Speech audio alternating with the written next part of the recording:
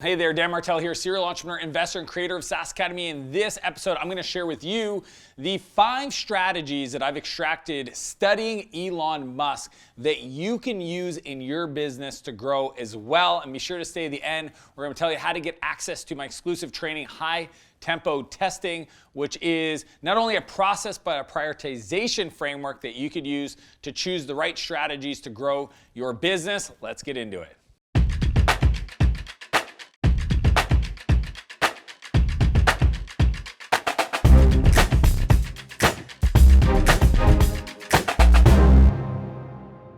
So one of the questions I get asked all the time, being in tech and having lived in San Francisco is, have you ever met Elon Musk? The answer is yes, but here's the deal.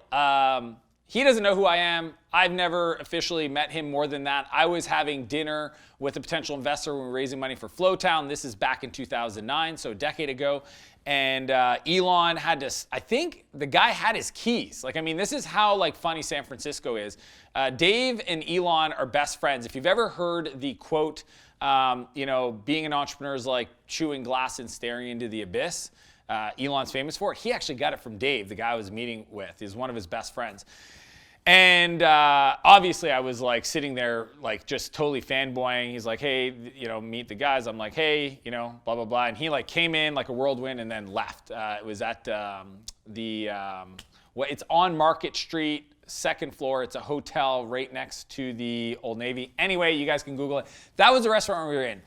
Since then, like many people, I have just been fascinated. Yes, Elon is brilliant technically, but I know a lot of smart technical people. Okay, I know a lot of PhD, doctorate, AI, algorithm, etc. So I know intelligence. What Elon has that I think is fascinating is his approach to building businesses, and how, as I've studied and I've extracted these and taught them to my clients, these are things that you can use in your strategic thinking and planning and behaviors to emulate if you choose. Now, few things. One, I've read everything that's ever been published on Elon, probably 97% of everything from Ashley Vance's book to all the documentaries he's been featured in, to when Joe Rogan interviewed him. I remember the moment where I was at when it was Elon on Rogan, and I was turned to my wife. We're actually on a retreat, and I'm not supposed to be on any devices. And I was on my iPad reading. And I just said, hey, Baze, I'm going to go to the gym and I looked at how long it was. I think it was 2 hours and 45 minutes. So I'm going to go to the gym for a really good workout for 2 hours and 45 minutes. I'll be back. And I just sat there on the treadmill, steep incline walking, just reading, listening to this interview. And it was incredible. So that being said, I don't think Joe got into the business side of things as much as I would like to. He kind of talked more about, all the other stuff. I want to talk about the 5 things that I think you can apply in your business to get results extracted from studying Elon Musk. Let's get into it. Number 1, vector alignment. Okay, we're gonna get nerdy, but there's real business principles. So I was reading an article a while ago from one of my mentors, Dharmesh Shah, the CTO and co-founder of HubSpot. And in it, he was sharing his story of being at a CEO summit or a retreat, and Elon sat down at their table, and Dharmesh, asked him, he's like, what's your biggest feedback for somebody trying to scale and grow a business? And his answer was so perfectly Elon, went something like this. He says, I believe that all businesses are about people, and people are vectors, and our job is to make sure that they're all pointing in the same direction. Now, if you know what a vector is, okay, a vector is a mathematical equation, but it's kind of like a triangle that has both direction, magnitude, and relation to other vectors amongst itself. So if you think about direction, are people pulling on the rope in your organization in the same direction? Do they all know where you're heading to? Are they pulling with the same amount of force, magnitude? And in relation to each other, are they doing it in a way that's coherent and cohesive and aligned? And it's so funny that he took all of this leadership and mission, vision, values, motivation, clarity of purpose, all these things, and distilled it into vector alignment. And it's true. It's real. If you don't know what vectors are, go do a little bit of Googling and think to yourself, for you and your team, how aligned are they? Does everybody understand why they're working on what they're at and what is the goal in the mission? Because if you can do that, and get everybody pulling in that same direction with the most magnitude in relation to each other so they're not conflicting, they're not dismissing their inputs, that's how you drive people, and that is vector alignment. Number 2, first principles. So first principles is a concept from physics, and it's just the idea of saying when we're trying to solve a problem, what are the things that are true about the environment so that we solve the problem using a first principles approach. Examples, I know it's going to be helpful.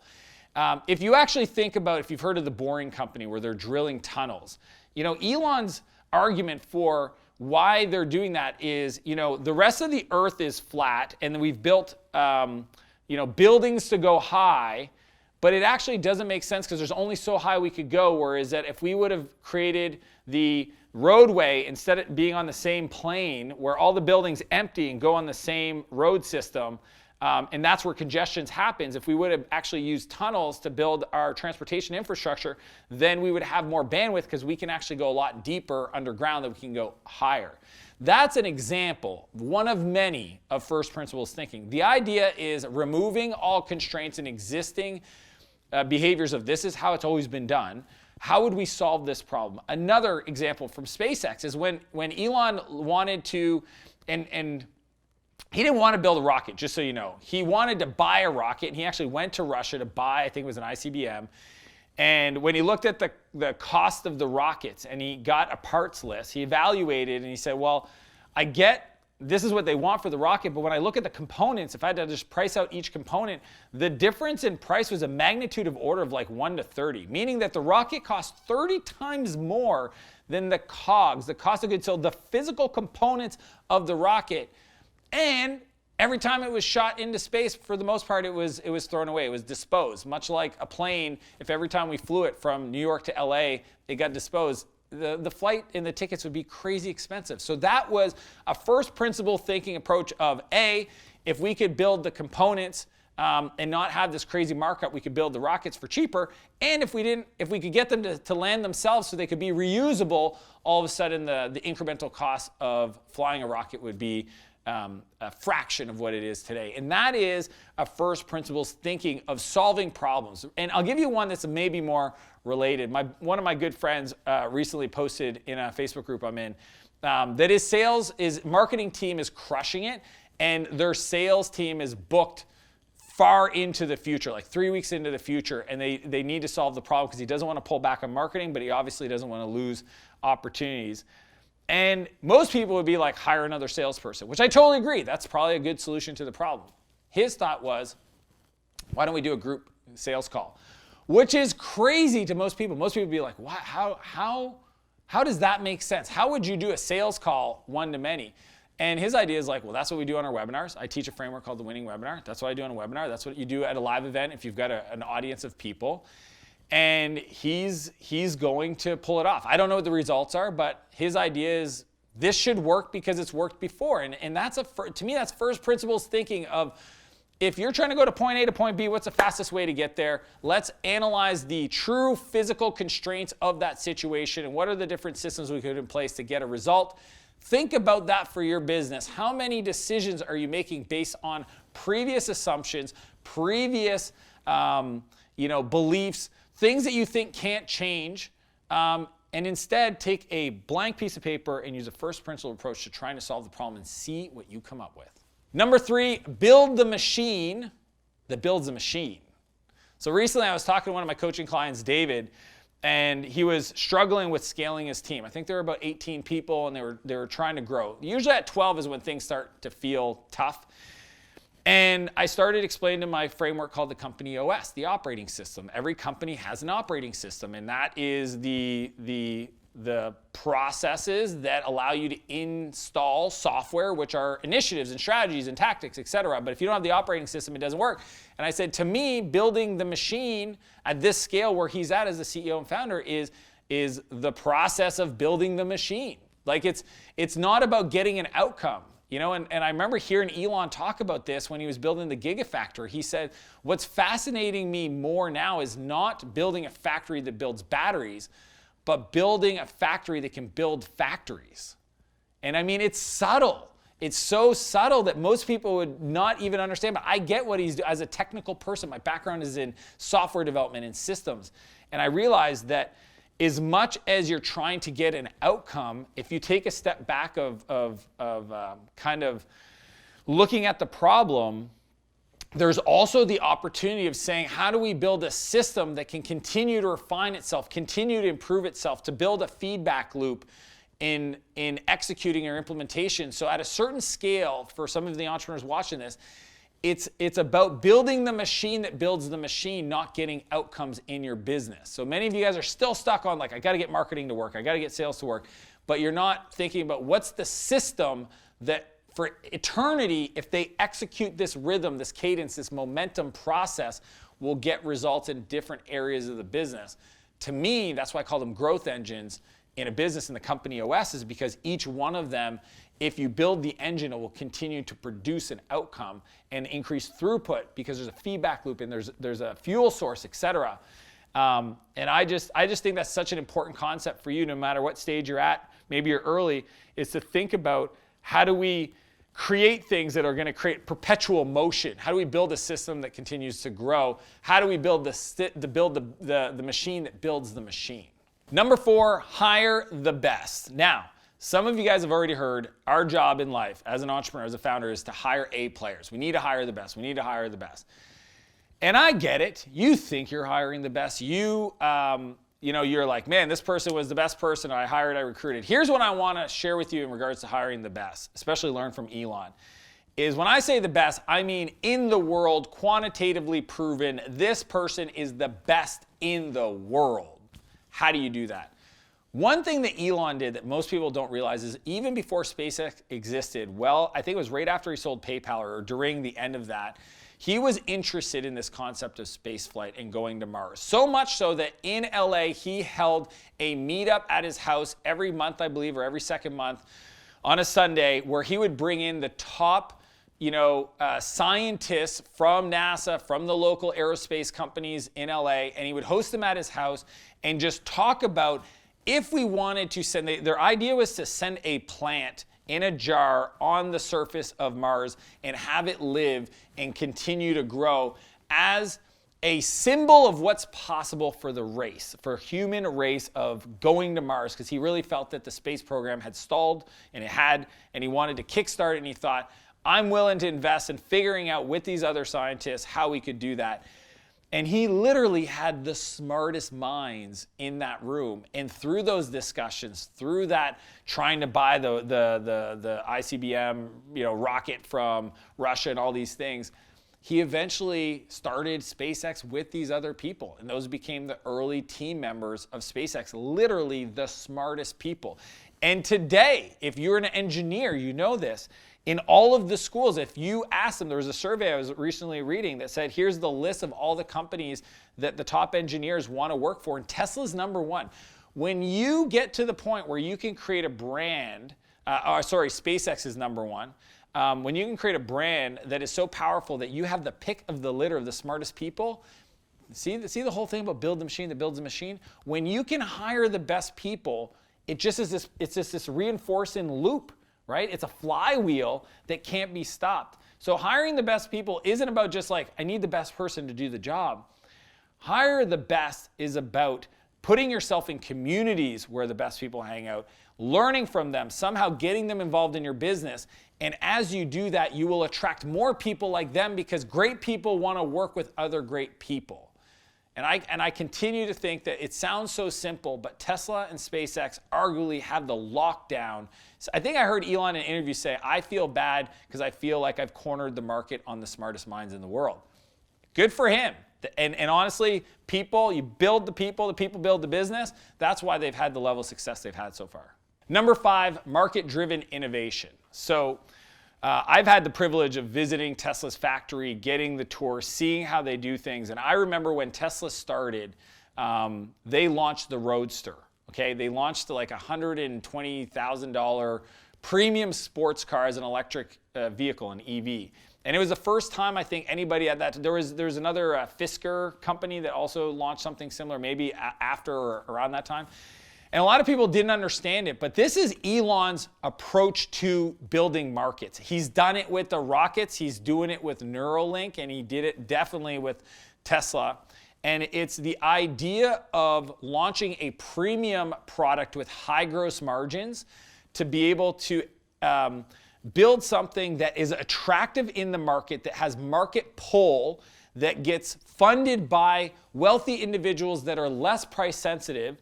And that investment in a premium product with wealthy individuals that are less price sensitive has the gross margins and the profit to be able to reinvest in the machine that builds the machine, because that's what I saw when I was at Tesla's factory tour, was robots building the machine. There's as much people were thinking about the car, they were thinking about the robots.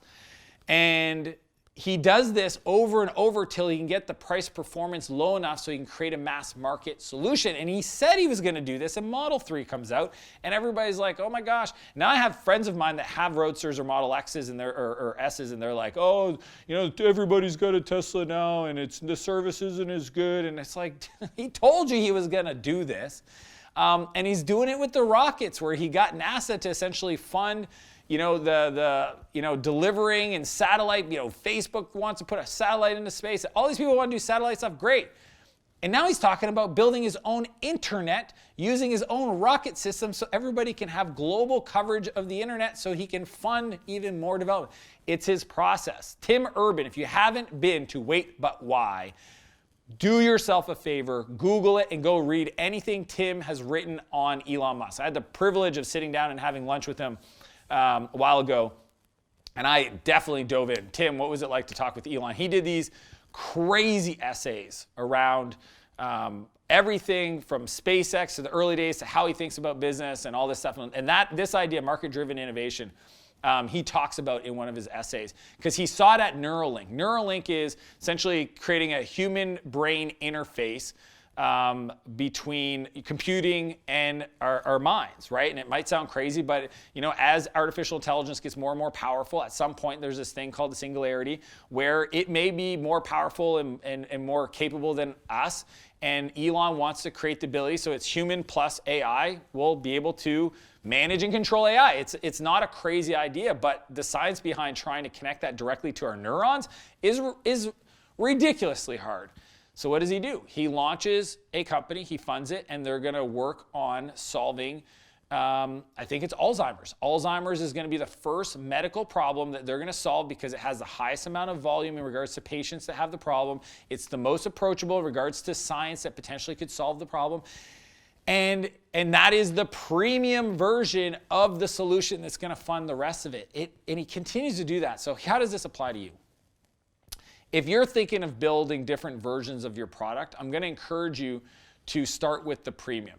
And the reason why is you might sell less units of it, but you'll have the gross margin, the profit, to be able to invest in more, in reducing the cost of the production, increasing your profit, and then doing higher volume, lower gross margin versions of your solution. It doesn't matter if it's online training or low ticket e-commerce type stuff or software. That's where a lot of companies start by doing kind of mid-market enterprisey consulting, but they do it in a way that they're going to extract their software and eventually take it to market, and it's funded by the enterprise customers that they close. That's why I'm a big fan of pre-selling your software. I teach this. If you watch on my YouTube channel, I teach this all over the place. Elon continues to do it. He just did it with the new Cybertruck where he pre-sold. And people are like, you can't pre-sell software. Elon's been doing it for literally, I put my deposit on the Model S back in 2008. I think 2007, 2008. Okay, he's been doing it for over a decade. You can definitely do it. Start with the premium, creates the profit, reinvest in the machine.